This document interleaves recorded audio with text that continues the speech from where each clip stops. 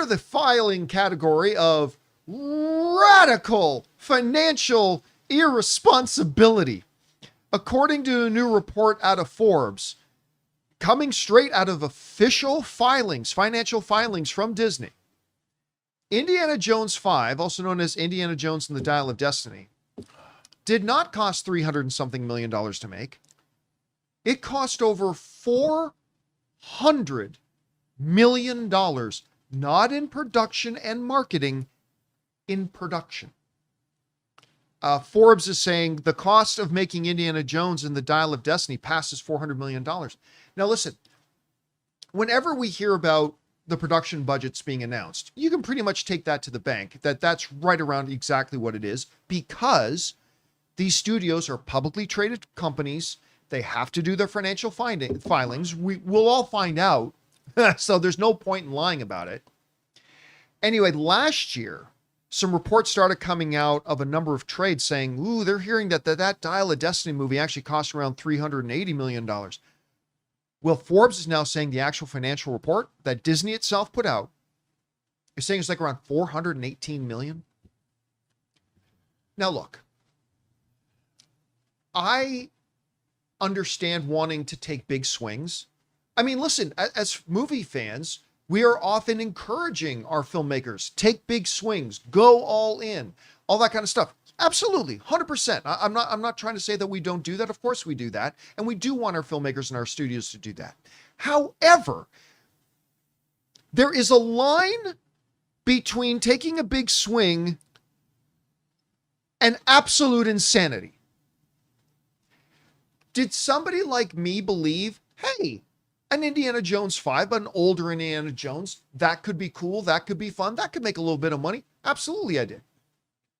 But when you make a movie that the production cost itself is, let's give a flat number, $400 million. And let's be conservative. Let's be conservative and say they put $150 million into marketing that thing. Which they didn't. That was huge marketing, but go ahead. You're talking about a movie that is now going to need somewhere around 700 million plus just to break even. And a movie that followed Crystal Skull. That was the last taste in our mouth from Indiana Jones. It's not like they were coming off of a $1.2 billion film and had every reason to believe this one could. It was coming off of the Crystal Skull that came out, I don't know, 67 years ago. Who in their right mind greenlit 400 plus? Now, in its defense, what's being said is that it was actually like 300 and big number million. And then, you know, they got caught with their pants down with a surprise by how much extra some of the post-production costs. Regardless,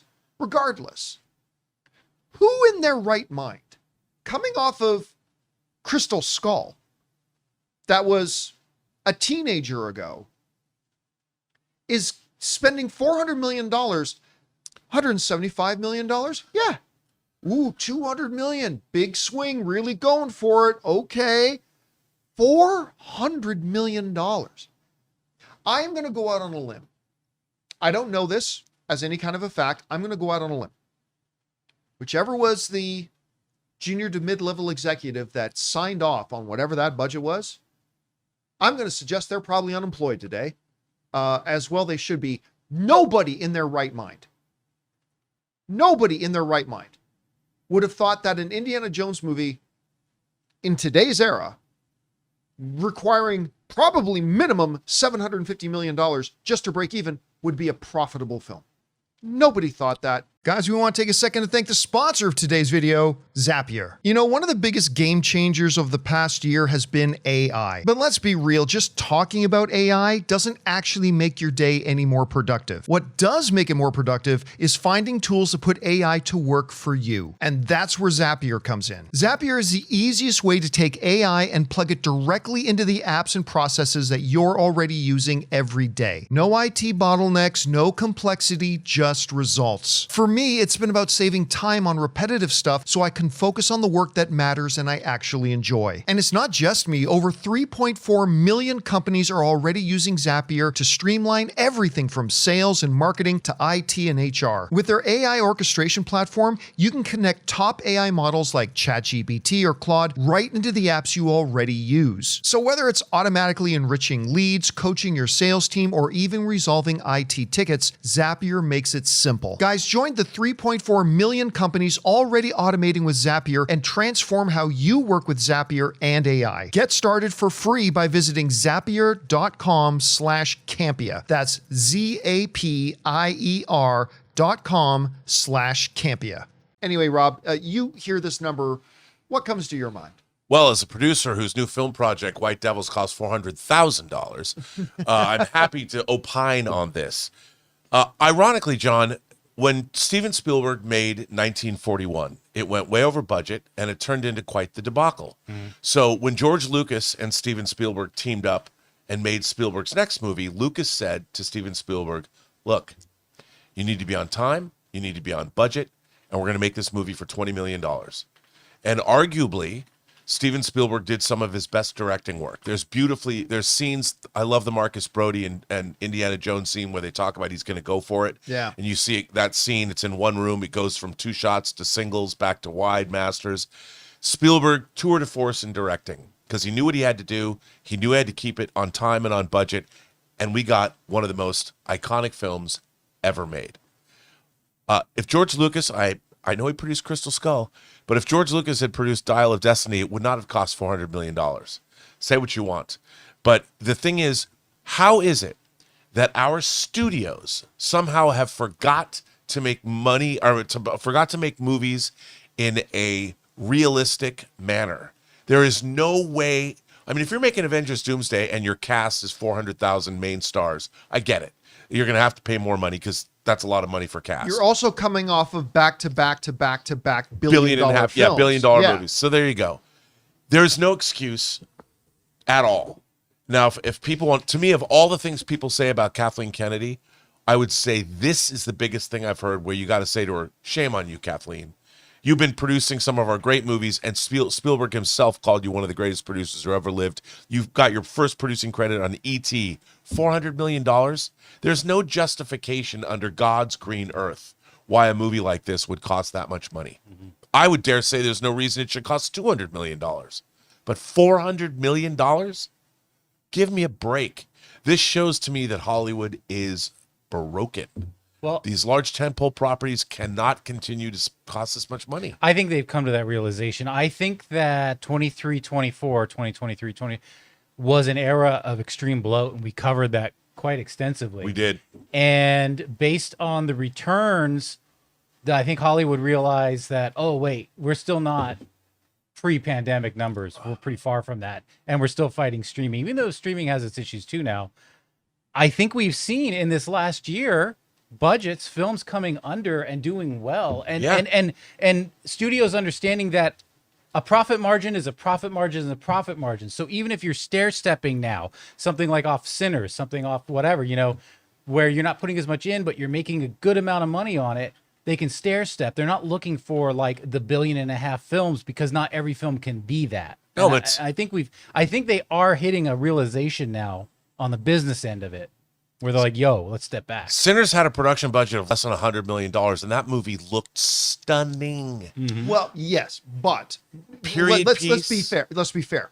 If Ryan Coogler was trying to do the things that they did in Indiana Jones, it would not have been $100 million budget. Let's not pretend that. That's true, but still $400 million? It's just it's absolutely inconceivable. Now, somebody in the live chat pointed out, and it's a fair observation, that right around the pandemic era, both during and just on the outskirts of it, things were a little bit more expensive to do. Because the protocols, yes. Fair enough. I could see that making a $180 million movie becoming a $210 million movie. I could see that. There's simply no excuse for a movie costing $400 million.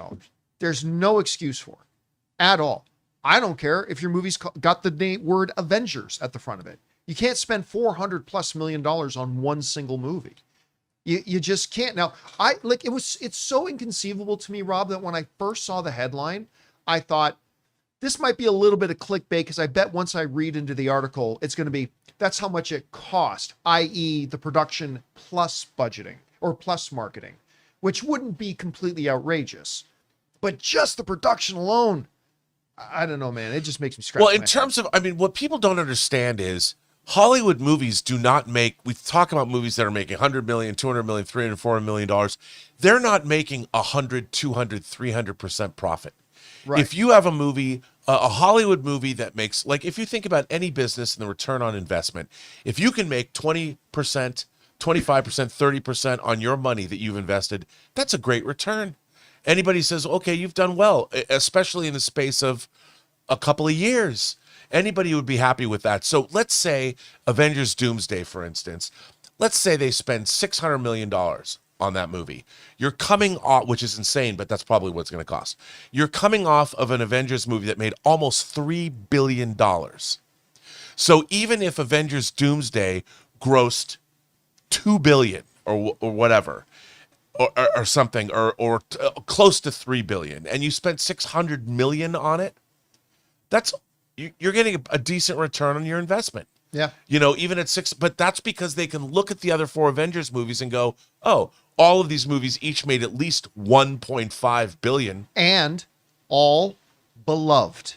Yes. That's another key. That's the two keys, right? Look at the financial track record of it, and it's completely beloved. And how valuable were they on SVOD? How valuable? How many times have people watched Infinity War and Endgame? In my case, about 60. Yeah. You know, and that's how people can see how the value continues to have value long after the films come out. All right, guys. Question is for you. What do you think about this? Forbes is reporting, rightly or wrongly, that according to Disney's own financial disclosures, that Indiana Jones film cost well over $400 million to make. It's one of the dumbest things I've ever heard. Anyway, guys, whatever you guys think about it, jump down to the comment section below and let us know your thoughts. Hey guys, thanks so much for watching this video. Make sure you like the video, leave a comment, and subscribe to our channel. And don't forget, we have a daily podcast called the John Campea Show podcast, available on Apple Podcasts, Spotify, or your favorite podcasting app of choice. Go and subscribe to it today so it'll be there when you need it.